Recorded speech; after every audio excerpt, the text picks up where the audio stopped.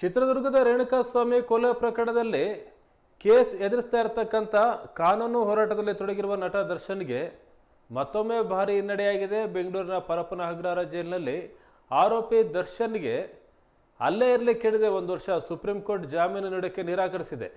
ಇದರ ಬೆನ್ನಲ್ಲೇ ದರ್ಶನ್ ಪತ್ನಿ ವಿಜಯಲಕ್ಷ್ಮಿ ಅವರು ಸೋಷಿಯಲ್ ಮೀಡಿಯಾದಲ್ಲಿ ಹಂಚಿಕೊಂಡಿರೋ ಪೋಸ್ಟ್ ಈಗ ಭಾರಿ ವೈರಲ್ ಆಗ್ತಾ ಇದೆ. ಸುಪ್ರೀಂ ಕೋರ್ಟ್ನಲ್ಲಿಯೂ ಸಹ ಜಾಮೀನು ಸಿಗದೆ ದರ್ಶನ್ ಅವರ ಸಂಕಷ್ಟ ಮತ್ತಷ್ಟು ಹೆಚ್ಚಾಗಿರೋದು ದರ್ಶನ್ ಅವರ ಇಡೀ ಕುಟುಂಬಕ್ಕೆ ತೀವ್ರ ನಿರಾಸೆ ಮೂಡಿಸಿದೆ. ಈ ತೀರ್ಪು ಹೊರಬೀಳ್ತಾ ಇದ್ದಂತೆ ಪತಿ ದರ್ಶನ್ ಅವರನ್ನು ನೆನೆದು ಪತ್ನಿ ವಿಜಯಲಕ್ಷ್ಮಿ ಅವರು ತಮ್ಮ ಇನ್ಸ್ಟಾಗ್ರಾಮ್ ಪೇಜ್ನಲ್ಲಿ ಭಾವುಕ ಪೋಸ್ಟೊಂದನ್ನು ಹಂಚಿಕೊಂಡಿದ್ದಾರೆ. ದರ್ಶನ್ ಅವರ ಫೋಟೋವನ್ನು ಪೋಸ್ಟ್ ಮಾಡಿರೋ ವಿಜಯಲಕ್ಷ್ಮಿ ಅದಕ್ಕೆ ಯಾವುದೇ ಸುದೀರ್ಘ ಬರಹ ಬರೆಯದೆ ಕೇವಲ ಹಾರ್ಟ್ ಬ್ರೇಕ್ ಎಮೋಜಿ ಹಾಕುವ ಮೂಲಕ ತೀವ್ರ ಬೇಸರ ಹಾಗೂ ನೋವನ್ನು ವ್ಯಕ್ತಪಡಿಸಿದ್ದಾರೆ.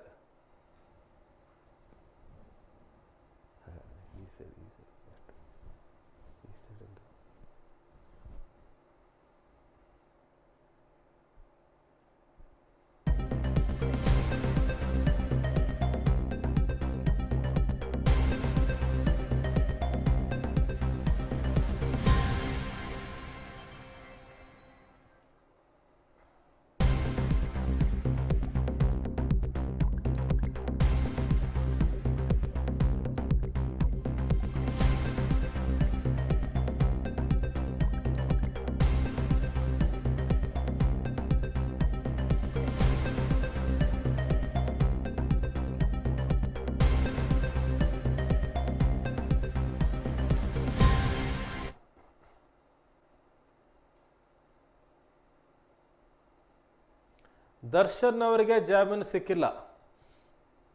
ಇನ್ನೊಂದು ವರ್ಷ ಸುಪ್ರೀಂ ಕೋರ್ಟ್ ಹೇಳಿರೋ ಪ್ರಕಾರ ಜಾಮೀನು ಸಿಗೋ ಸಾಧ್ಯತೆಯೂ ಇಲ್ಲ. ಏನು ಸಾಕ್ಷಿಗಳಿದೆ ತ್ವರಿತ ವಿಚಾರಣೆ ಮಾಡಿ ಅಂತ ಹೇಳಿದೆ. ಈ 1 ವರ್ಷದಲ್ಲಿ 60 ಸಾಕ್ಷಿ ವಿಚಾರಣೆ ಮಾಡ್ತಾರಂತೆ. ಅದಾದಮೇಲೆ ದರ್ಶನ್ ಅವರು 1 ವರ್ಷದ ನಂತರ ಜಾಮೀನಿಗೆ ಅರ್ಜಿ ಸಲ್ಲಿಸುವ. ಜಾಮೀನು ಸಿಗುತ್ತೆ ಇಲ್ಲ ಅಂತ ಅಲ್ಲ, ಜಾಮೀನಿಗೆ ಅವರು ಅರ್ಜಿಯನ್ನು ಸಲ್ಲಿಸಬೇಕಾಗಿರೋದೇ 1 ವರ್ಷದ ನಂತರ. ಅಂದರೆ ಇನ್ನೊಂದು ವರ್ಷ ಅವರು ಪರಪ್ಪನ ಅಗ್ರಹಾರ ಜೈಲಲ್ಲೇ ಇರ್ತಾರೆ ಅನ್ನೋದಂತೂ ಗ್ಯಾರಂಟಿ ಆಗಿದೆ. ಜಾಮೀನು ಸಿಗ್ಬೋದು ಅಂತಕ್ಕಂಥ ನಿರೀಕ್ಷೆ ಇತ್ತು. ಯಾಕಂದರೆ ಇವರು ಕೇಳ್ತಾ ಇದ್ದಂಥ ರೀಸನ್ ಏನಿತ್ತು, ಸಾಕ್ಷಿಗಳ ವಿಚಾರಣೆ ತುಂಬ ತಡ ಆಗ್ತಾ ಇದೆ, ಆ ಕಾರಣಕ್ಕಾಗಿ ಜಾಮೀನು ಕೊಡಿ ಅಂತೇಳಿ. ಆಲ್ಮೋಸ್ಟ್ ಒಂದು 7 ತಿಂಗಳಿಂದ ಜೈಲಲ್ಲಿ ಇದ್ದರು ದರ್ಶನ್ ಅವರು.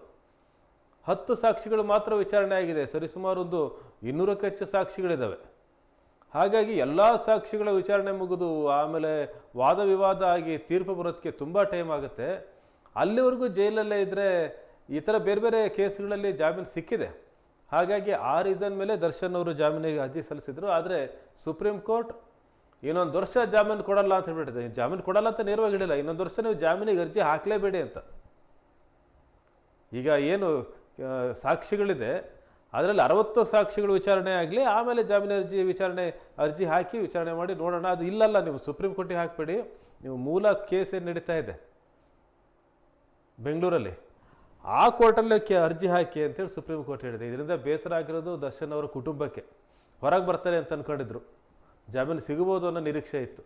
ಆದರೆ ಜಾಮೀನು ಸಿಕ್ಕಿಲ್ಲ. ಆದರೆ ದರ್ಶನ್ ಅವರು ಜೈಲಲ್ಲಿ ಇರಬೇಕಾಗಿದೆ. ಈಗ ಅವರು ದರ್ಶನ್ ಅವರ ಪತ್ನಿ ವಿಜಯಲಕ್ಷ್ಮಿ ಅವರು ತಮ್ಮ ಭಾವನೆಗಳನ್ನು ಈ ರೀತಿ ಎಕ್ಸ್ಪ್ರೆಸ್ ಮಾಡಿದ್ದಾರೆ.